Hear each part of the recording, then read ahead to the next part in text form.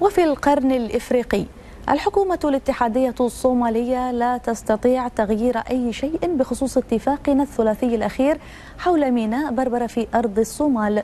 هذا ما أكده سعادة سلطان أحمد بن سليم رئيس مجلس الإدارة الرئيس التنفيذي لمجموعة موانئ دبي العالمية خلال مقابلة خاصة مع مركز الأخبار.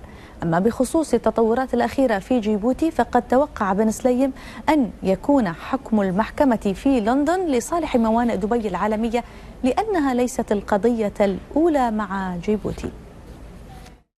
طبعا ما تقوله وتصرح به الحكومة الاتحادية لا يعنينا، وحكومة أرض الصومال دولة صار لها مستقلة 28 سنة ومستتب فيها الأمر وتمارس الديمقراطية، ومشروعنا هذا حظى بموافقة البرلمان في صوميلاند، ولا تستطيع أصلا الحكومة الاتحادية أن تغير شيء على أرض الواقع إلا مجرد تصريحات هم لا نستطيع أن نوقفها. أما على أرض الواقع احنا مستمرين وملتزمين بهذا المشروع، وأيضا شركائنا من حكومة صوميلاند وأيضا شركائنا الإثيوبيين. القرار من المحكمة طبعا اللي نحن التجأنا بالتحكيم هي نفس المحكمة اللي اشتكوا علينا سابقا فيها.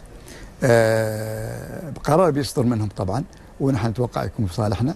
في النهاية طبعا تنفيذ القرار نحن طالبين غرامات وتعويض معنوي، تعويض على سمعتنا، تعويض على الإجراء التعسفي اللي قاموا. بالواقع هم لم يلغوا، هم استولوا بالقوة على ميناء نحن نملك جزء منه، وهذا للأسف بيضر جيبوتي، بيضر الدول الأفريقية بشكل كبير.